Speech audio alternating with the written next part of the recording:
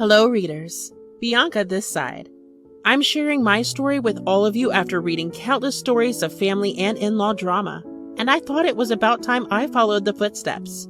My husband, Callum, and I were like a match made in heaven. We first crossed paths at this quiet little bookstore. Fate had it in for us, I guess. Our first date was a quirky movie night, and we laughed so hard that we almost missed half the plot. Those were the moments that cemented our love story. Our wedding was pure magic. The feeling of walking down the aisle towards my one and only, the only love of my life, nothing beats that. Married life with Callum was pretty much balanced. Both of us had our separate careers, so weekdays meant handling work and household chores, but come the weekends, we had our special routine. I was quite the career-driven gal. I had plans. Ambitions, dreams, and all those big words. I had a thriving career as a software engineer. I loved digging into complex problems and writing elegant lines of code. Saturdays and Sundays were designated as exploration days. We would pick a new park, museum, or even just a scenic drive to a nearby town. Those were the days that helped us bond more. Fast forward to 3 years into our marriage, and Callum and I had a bun in the oven. Our son, Hudson. Callum was the picture-perfect husband throughout the whole pregnancy journey, attending birthing classes, humoring my late-night cravings, and all without a single hint of complaint. He was the person I leaned on. And the day Hudson arrived, Callum was right there with me, whispering sweet words of encouragement and holding my hand like there was no tomorrow. When they placed that little squishy baby in my arms, Callum and I both cried tears of joy. Right when I was knee-deep in motherhood, something happened, and by something, I mean my mother-in-law, Layla, happened. Those early days with Hudson were chaotic. Callum had to head to the office, and I was left wrangling diapers, sleepless nights, and mountains of baby gear all by myself. Our once neat house became a war zone of toys and baby stuff. I could not tell night from day, and it seemed like I would never get a good night's sleep again. To make things even more interesting, Callum's mom, Layla, must have had a sixth sense for baby visits. She dropped by at least 10 times every week to spend time with her grandson. I do not blame her for that now. When Hudson turned 1 month old, Layla visited. "Oh, my little Hudson, it's already 1 month old. Time flies, doesn't it?" Yes, it really does, but honestly, it has been quite challenging. I am exhausted all the time. Yeah, Bianca has not had a full night's sleep since he arrived, and I'm often at work. Honestly, the house is a mess most days. I hardly have time to clean up. It's not just the mess, Lila, it's the exhaustion. The sleepless nights have been brutal. I remember those days. It can be tough, you know. Callum used to be quite the handful when he was a little baby. Oh, the mischief he would get into. I remember one time he managed to flood the bathroom, and it was like a tiny swimming pool in there. Mom, I was just curious. The water looked so inviting. Really? That's a new one. The apple does not fall far from the tree. At least you two will have some entertaining stories to share. Our Hudson is way too young for all this right now anyway. I have an idea. How about I come over and lend you a hand? And you know, your dad can manage just fine for a few months. Louis is more than capable. It will be nice to have you here, Mom, and I'm sure Dad will manage just fine. All right, if you're up for it, Layla, we would really appreciate the help. I'm just looking forward to getting a few good hours of sleep. Don't worry, dear. We will get through this. So, Layla's visit, guys, it was something else. My son Hudson was just a month old, and we thought it was a good idea to have his grandma around. You know, some extra help and all. But let me tell you, it turned into a bit of a circus. Everything started out all right. Layla loved Hudson, and was heartwarming to see her bonding with her grandson. My father-in-law, Louis, used to visit us every other weekend as well. We thought we were in for some smooth sailing, but man, did things take a turn. She was all like, "I've raised kids, and I know best." And it got kind of annoying real quick. One thing that got me going was the feeding situation. I had my rhythm with Hudson, and he was doing just fine. But Layla thought she was the baby whisperer. She would hang over me while I was feeding him, giving advice, and telling me what I was doing wrong. I appreciated her help, but that drove me crazy. And bath time? Oh boy. I had the warm water, gentle soap, and a loving touch, but Layla? She wanted colder water and faster bath, and it was never-ending commentary, from water temperature to soap quantity. She would insist on her routines, which didn't always work with a newborn. Her well-meaning but bossy ways were getting on my nerves, and I was just trying to keep my sanity. Layla was supposed to stay a few months, but it ended up being a whole 6 months. Callum knew how his mother could be, so we decided it was time to say goodbye to her. Bianca, we need to talk to Mom about this. We appreciate her help, but it has been 6 months. We need to gently tell her that we can manage on our own. I know, but she's been here for so long. I don't want to hurt her feelings. I get that, but I have seen how it's been stressing you out. We need to be a family and do this our way. What are you two whispering about? Mom, we need to talk to you about heading back home. Oh? Do you want me to leave? It's not that, Layla. We really appreciate everything you have done, but it has been 6 months, and we think it's time for Hudson to be with just his parents. Also, Lewis must be missing your presence back at home, too. I see. Do you think I'm getting in the way? No, Mom. Like Bianca said, it's not like that. Bianca's been stressed, but we believe it's time for us to take the reins. We want to make our own parenting decisions and create our own routines. I understand. I really do, but I'm just so worried about my little Hudson. How about I stay here for a little more? I promise I'll follow whatever you say, Bianca. I don't really know about that. Oh, please, Bianca, it's been 6 months already. Maybe one more. God knows how much time I will have to spend with this little one here. Callum and I looked at each other.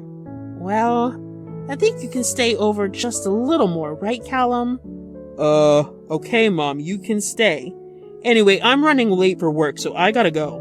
Callum rushed out the door. As soon as Callum left, the expressions on Layla's face changed.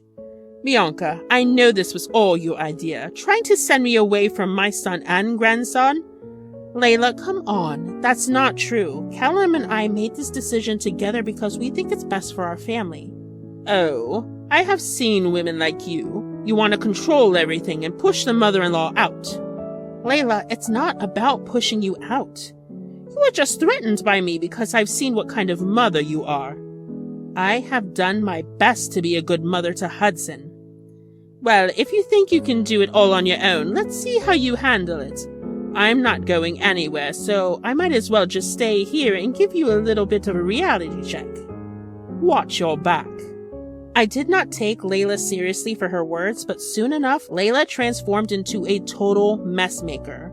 Our peaceful home was soon littered with dirty dishes, towels in random places, and all sorts of clutter. It was like she had decided to embrace chaos and had zero plans of ever cleaning up her act. But that was not the worst part. Layla's bossiness hit an all-time high, and she began to give me extra chores. As if I didn't have enough on my plate as a new mom. Her demands were making me feel like a personal maid. She used to call me names and make me feel bad every time she got an opportunity. She called me all sorts of things, from a lousy mother to an unattractive wife. Callum just told me to ignore all of it and not take it to heart, but on a serious note, it was taking a toll on my mental health. Callum, we need to talk to your mom. It has been almost 7 months, and I think it's time we consider asking her to leave again. I have been thinking about it too, Bianca. Hudson is growing, and I have been missing work. You know how important my career is to me, especially now with an eye on our family's future? I know, Bianca. We both need to be working to secure a better future for Hudson. Honey, I think it's time to consider hiring a full-time nanny. It would provide stability for Hudson and allow us to regain control over our lives. That's a good idea, Bianca. We can start interviewing nannies soon. It will help us provide a better routine for Hudson. Thank you, babe. I was worried you might think I'm pushing Layla away. Well, my mom, you know everything about her. Her past as well, and I obviously get why you would not want her around Hudson. We will talk to her this weekend. It was just another ordinary day, and I had hoped to find some peace while Callum was at the office. I decided to go check on Hudson, who was peacefully napping in his crib. But as I entered the nursery, my heart sank. "Come on, little baby. Try to say Gammy, Gammy." "Your mom is bad. Mom is bad." "You don't want Mom. We don't want Mom." "Layla, what are you whispering into our son's ear? Get out of our house now." "What are you doing here? You were supposed to be sleeping right now. You are poisoning my child's mind. Get out." Layla didn't say a word, packed her bags, and called herself a taxi. Her behavior that day had been shocking, and it wasn't the last of it. Callum and I were furious. We felt betrayed and could not believe what she had done. For the following months, we decided to cut all contact with Layla. It was not an easy decision, but it was necessary for our sanity and the well-being of our family. We had our nanny taking care of Hudson, and I returned to work. Life went on, and it was peaceful without the constant tension and interference. Layla did try to apologize several times, sending us messages and even showing up at our doorstep, but we ignored her completely. However, as Hudson's first birthday approached, we thought maybe, just maybe, we should give her another chance. I mean, it was our son's first birthday. The party was set up in our backyard with tents, decorations, and all the work. We invited our parents, other family members, and friends. Callum and I were there, trying to make sure everything was perfect for Hudson's first birthday. At first, Layla seemed quite normal. She caught up with the guests and exchanged pleasantries, and everything seemed to be going well. It felt almost surreal to see her acting this way after what had happened between us. As the party went on, Layla started gathering everyone's attention. I could not help but feel a knot of anxiety forming in my stomach. Her sudden announcement made my heart race. "Hey everyone, thanks for coming to celebrate Hudson's first birthday. It feels like just yesterday when I was getting my grandma's game on and trying not to mess up everything. Hudson is one lucky guy, I have to say. I want to thank you all for being here for him today, but let us talk about his mom, shall we? Someone who needs to be there for him every day. I had my doubts when I heard about Bianca going back to work just when Hudson was, 8 months old? I mean, who in their right mind would do that? The thing is, I figured that being there for your child is a no-brainer. I mean, those early years are crucial, right? And then you look at her, choosing her career over moments she could never get back. We live in a world where a lot of moms prioritize their own ambitions over their kids. I guess we are just adding Bianca to that club, aren't we? I hope, Bianca, that you don't forget your priorities in the future. I just want what's best for Hudson, like any decent grandma would. Nobody deserves a mom like you, but let us hope you've got something up your sleeve to make up for it. And if anyone needs a lesson in how not to parent, well, you know where to look." So, there I was, standing in front of everyone, tears rolling down my cheeks. It felt like Layla's word had slapped me right across the face. My heart was heavy, and all I wanted was for this nightmare to end. But you know what they say about crying in front of a crowd? It's not the best look. So Louis, the hero of the day, stepped in and took Layla back home. He knew things were getting out of hand. Callum and I, well, we were furious. Angry at her for ruining our son's first birthday, for making a scene, and for hurting me. We needed time to cool off and get our heads together. Honestly, Layla's behavior had me fuming. I could not let her get away with it. I mean, how could she accuse me without even looking at her own past? That's what got me thinking about a family secret, though it's more like a hidden truth. Now, ladies and gentlemen, let me get to the most exciting part of the story, Layla's history. Layla was on her second marriage, and not many people knew about that. In her first marriage, she had a son named Larry. Her first husband passed away, and I don't know the reason behind it, but when she fell in love with Louis, Callum's dad, she faced a tough choice. She did not want her past to ruin her future, so she decided to leave Larry up for adoption. She was quite young, and it seemed like the right thing to do at the time. And Larry, well, he was only 2 years old, so after doing the deed, she married Louis, and then she had Callum. Louis was aware of her first marriage, but not her child. The real shocker is that Larry came back into Layla's life when he was around 21. Callum was in high school and he had just gotten home when he ran into Larry. Layla gave Larry some money to disappear and promised to never return so Lewis would never find out about her first son. Callum was stuck between a rock and a hard place because Layla begged him not to spill the beans to Lewis. So Callum did what Layla asked her to do, but he also secretly kept in touch with Larry, and Layla didn't have a clue about it. Callum had obviously confided in me about this after we had been together for a while. I felt for him, holding on to such a heavy secret for who knows how many years, all to protect his parents' marriage. But when I decided I wanted to reveal this truth, I wasn't entirely sure if I was doing the right thing. It was an enormous revelation, and it had far-reach consequences for everyone involved. I needed to make sure that Callum was on board with my decision. Callum, we don't have to do this in front of everyone, but look at Layla. She is acting all nice like a saint, worrying about my kid when she herself abandoned hers. Don't you think your dad deserves to know? I have thought about it a lot, but now that I'm a father myself, I think he does. But we need to consider who else's lives will be affected by this decision.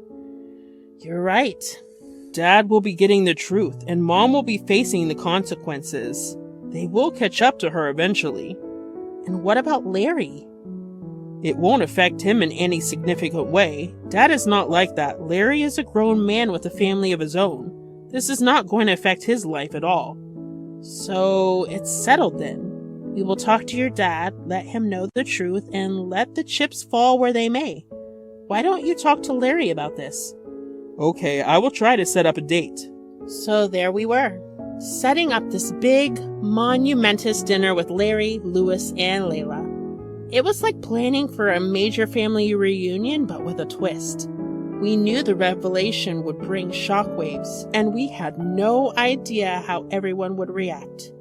Callum and I were excited about the prospect of finally sharing the truth, but we also felt a heavy burden of responsibility. Callum had a heart-to-heart with Larry and told him how much of a pain Layla had been. Larry said he was all in, so I called Lewis up to invite him to dinner. Hi, Lewis. It's been a while. How are you? Hello, Bianca. I'm doing well, thank you. How's everything on your end? Well, Lewis, there's something important I would like to discuss. It's a bit of a family matter, and I want you to be prepared. Layla's involved, so you know it's bound to be quite a story. I would like you to keep this a secret for now. Don't mention anything to Layla just yet. Now you've got me curious. What's going on? Tomorrow, we are having a dinner at our place around 7 in the evening. There's something we need to talk about, and I think it's best to discuss it in person. All right, Bianca. I will be there tomorrow, and I'll keep it under wraps for now. Thanks, Lewis. The next day had finally come. Lewis and Layla were already at our place, seated in the living room. The air was thick with anticipation, and I could not help but feel a little bit of anxiety. It was hard to pretend everything was okay when a major drama was about to go down soon. I had instructed the nanny to take care of Hudson in his nursery, not wanting him to be a part of what could turn out to be a family storm. A few minutes later, Larry walked into the living room along with Callum. Layla's face went pale as she saw Larry. What is he doing here? Well, it's time. What? You know about this as well? How could you, Callum? Mom, you could not have expected me to die with this. I need to know what's happening. This is Larry. Larry, meet Lewis, Callum's father. Larry? Yeah, I am Larry. Layla's son from her first marriage. Wait. What? Layla? Is this true? I am sorry, Lewis. I didn't tell you. Wait. What is happening? Someone needs to explain. Larry is Layla's son from her first marriage. She left him at a foster system before marrying you. Nothing new. I knew her real intentions when she sent me home with money, thinking she could pay me to erase her mistakes. How could you, Layla? And you, Callum? You knew about this?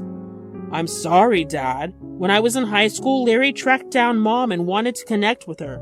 She told him to go away and paid him. She told me not to tell you. Son, you should have told me. I wanted to feel young again, Louis, to start anew with our marriage, without the burden of a child from my previous marriage. A child is a big responsibility, you know that. I know it sounds selfish, but that's how I felt back then. How could you say that in front of Larry right now? How could you abandon him like that?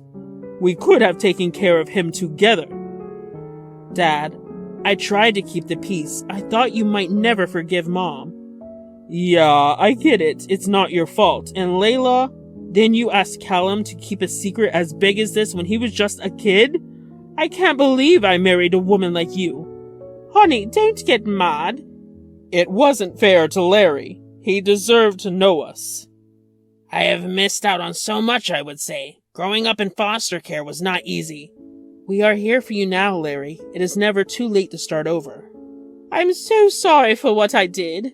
I didn't know how to handle it back then. My greed got the worst of me. Layla, we will discuss this when we get home. Layla, you had no right to criticize me for my parenting when you abandoned your own child. You tell me that no one deserves a mother like me? Well, guess what? No one deserves a mother who abandons her own child as you did. It's easy to point fingers at me, but you should be looking at your own actions and how they've hurt people. Layla was left all embarrassed and she couldn't face anyone in the room. There was nothing left to say.